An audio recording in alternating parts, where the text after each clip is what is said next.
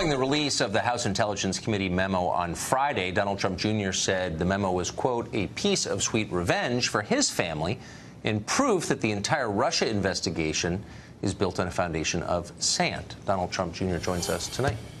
Thanks a lot for coming on. How you doing, Tucker? I'm doing great. So what was your reaction to the memo? What do you think the takeaway is?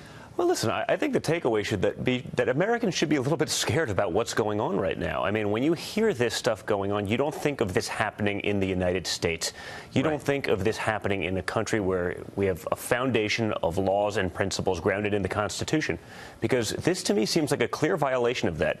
You have a court that virtually no one knows anything about, just haphazardly granting full surveillance of American citizens, in this case, the duly elected future president of the United States, based on shady information paid for by the opposition party's candidate in that presidential race. I mean, this is crazy stuff. It does seem outside the bounds of what the law was written to allow, and yet it is allowed under the law, and that law was just reauthorized by the Republican-controlled Congress with very little debate. Why do you think that was? You know, I don't know, but I think they'd probably want to revisit that after seeing all of this. I mean, a lot's changed since we last spoke about this basically 10 days ago, and that had happened just before this. But I think, you know, as an American citizen, to see this stuff going on, to try to subvert democracy this way, based on these characters and these people who are so biased, and flagrantly so, that is scary. I mean, it's one thing if you're doing it in a sort of bipartisan system, but that's not at all what we have here. So this, all the things that we're talking about were allegedly committed by employees of the executive branch, which is now the Trump executive branch. Yes. So what's the solution going forward? How do you fix this? You know, I don't know. I think we have to open everything up. You know, listen to the Democratic memo. I'm sure that'll be a winner, given that Schiff is doing this and everything he's been spreading for a long time. But you can see the fear in their eyes, because the one thing is we've always been in a very one-sided battle, right? Because the Republicans can have their talking points, and there is bias there, obviously, as well. But when you have the mainstream media so willing to sell for the other side, so willing to go to battle for anything the other side says, so willing to take whatever they say and just say, you know what, that is the gospel. There's nothing else that could contest what this person is saying.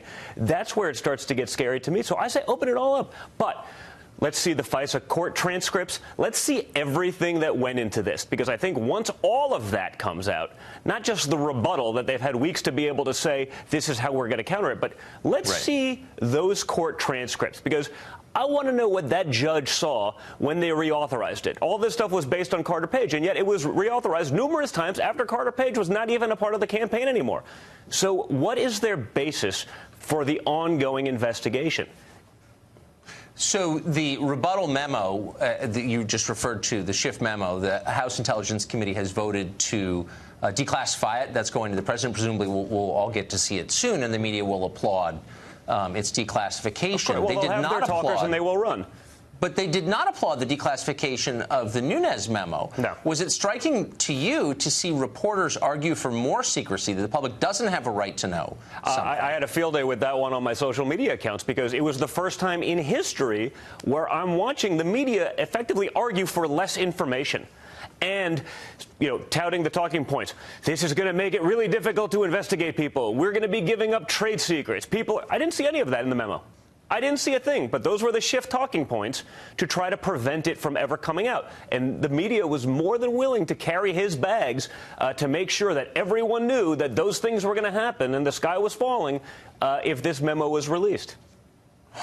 But none of the people calling for it to remain classified in the press had seen the memo. So no, of course. Well, but you know, who knows what they knew, what they had seen, what they'd be given. I mean, it's not like there hasn't been leaks like a sieve from various members who were part of that and who had seen it. So I wouldn't be surprised if they did know. But presumably they were not supposed to have known those things. No. So what's your take on Carter Page, who really was at the center of that memo, which described how the federal government spied on him, based in part, anyway, on allegations in the dossier? What do you think of him? Well, listen, I think the whole thing's a little bit ridiculous. I mean, this is a low-level person who worked in a campaign. This is someone who I've seen the emails where they said, well, this person's no longer working on the campaign. I believe one of my family members responded, who the heck is that individual? We'd never even heard of him. So to use that, again, as the basis to then try to attack the duly elected president, to do it then after that person's no longer even part of a campaign. And now I've been on a campaign. I get it. All of these people kind of hang around and everyone wants to build up their next thing because it means they're going to get a better job on the next campaign. They're going to get their book deal. They want to be a part of something. The reality is he wasn't a real player in the campaign. So to utilize that person, I mean, they seem like a great patsy for that. I'm sure others were utilized the same way. But the reality of the situation is that we've had an investigation going on for over 2 years where there is zero evidence. We haven't seen any investigations into all of the shade, all of the stuff that has gone on with our opponent that were actual, real things that had happened, that she was involved in, that transpired. There's not even an investigation. But you can take a fringe person on a campaign, utilize that to get all these FISA warrants, to spy on someone who'd ultimately become the president of the United States, to continue to do so based on evidence paid for by their political opponent, given and weaponized by the sitting administration at the time. I mean, what about this doesn't reek of a banana republic, Tucker? It's crazy. Doesn't sound very American to me. Don Trump, thanks a lot for coming on tonight. I appreciate it.